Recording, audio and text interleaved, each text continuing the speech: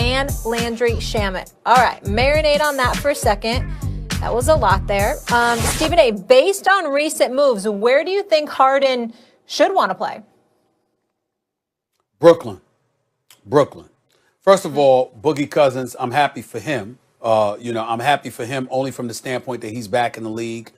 He's going to be healthy. We know this is a guy that averaged 28 a game when he was in Sacramento and then New Orleans. We know what he can do when healthy. Last couple of seasons, he's had a string of bad luck, but he can play. I don't know if Houston's the ideal matchup, particularly with James Harden there, considering their style of play. I don't think Boogie fits into that personally. That's just me. But having said all of that, it doesn't matter. If you're James Harden, you need to want to go to Brooklyn for one reason above all else. Your shot at the title. It ain't in Houston. You got no shot. They're not beating the Lakers. They're not beating the Clippers. They probably wouldn't beat Denver or Dallas. That's the way I look at it. Okay? And even though Philadelphia would be a possibility and an option, they're still relatively young at certain positions. You're James Harden. I think with what the Lakers have put together in terms of Anthony Davis expected to re-sign, LeBron still being there, Morris still there, then you acquired Marc Gasol and Montrezl Harrell, and Schrader. The bottom line is when you look at the Los Angeles Lakers, they are better than they were when they won the championship last month. It's just that simple. And when you look at it from that perspective, what's your best shot to go after them? To assemble a big three, a Kyrie, KD with James Harden, because you're certainly not going to beat them in the interior. You got to bring them outside and destroy them in that fashion, pushing the ball up the court and shooting perimeter shots. That's your only shot to beat this Los Angeles Lakers squad. And there's only one team that could do it. That would be Brooklyn if James Harden were there. Not to mention the fact that, let's call this what it is, Max. Kevin Durant, you know how I feel about him. You know what I think about him. Best in the world. I think he's that lethal. Probably the greatest offensive scorer we've ever seen in our lifetime. Let me be very, very clear with what I'm about to say. He's on the clock. Kevin Durant is on the clock. You were injured last year. We all know that. I believe you'll average 27 in your sleep. We know that. We know what KD can do.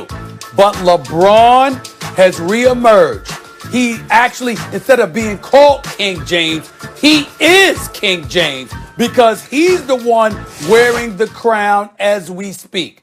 And we all know that before KD went to Golden State, LeBron went to Miami, and LeBron has preceded KD in a lot of moves, and KD wanted to sit up there and find his own juggernaut, got himself back-to-back chips, would have had his own three-peat had he not gotten injured, because Kawhi Leonard and Toronto wouldn't have had a snowball's chance in hell of beating Golden State. But with all of that said, now that Kevin Durant sat out last season, you talking about coming back, you in Brooklyn, New York. This is the Mecca, New York, okay? I don't give a damn if it's Brooklyn as opposed to Manhattan. It's one of the 5 boroughs. It's New York, baby, okay? We expect stuff up in here. And not to say that the Knicks have given us any reason to, because we know better. I'm just talking about that microscopic eye that descends down upon you, monitoring everything you do and what it takes. If you're Kevin Durant with Kyrie and you don't have any kind of championship,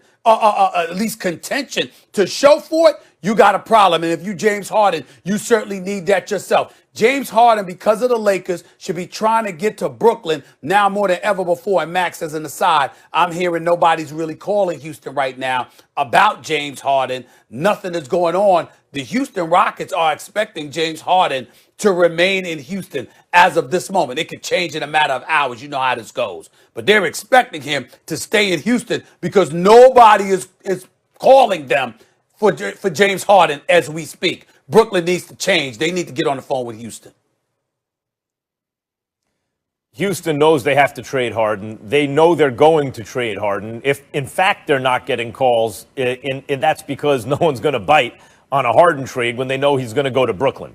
And I would love to see him in Brooklyn. Stephen A., I think not only when you say, you don't have to say like Brooklyn's one of the 5 boroughs, even though it's not Manhattan. Brooklyn rings more bells around the world culturally, as a sexy kind of location than Manhattan does or than any place in New York does. I was born in the Bronx. You're from Queens. But, there are people named Brooklyn all around the world, right? And that borough is thirsty for a title, for a major league franchise to win a title. Hasn't had one since 1955 with the Brooklyn Dodgers, and New York is thirsty for a title. Hasn't had one since 73 with the Knicks, or if you count the ABA, 76 with the Nets when they were in Long Island. So I'd love to see Harden on the Nets, and I think your point about the Lakers is a very good one. They've reloaded better than last year. Boy, you better be on a super team. But the thing about joining Kevin Durant and Kyrie Irving, strictly from James Harden's point of view, if the point is to get credit for winning a championship, he ain't going to be the best player on that team. And people are going to say, well, you were supposed to get out of the East. Well, when we measure it up, AD and LeBron and Schroeder is not KD, if he's really KD, if he's recovered, Kyrie and James Harden. Those are 2 MVPs plus an all-star plus kind of guy. Lakers don't have that. History will forget the details. Well, they had this nice little piece and that nice little piece. They're going to remember the stars on the Nets. Look what Philadelphia did, though. It looks like Daryl Morey is determined to see if Ben Simmons and Joel Embiid can win a title together. He brings in Seth Curry, who you mentioned in the last block, can shoot the lights out. Brings in Danny Green, legit 3-and-D.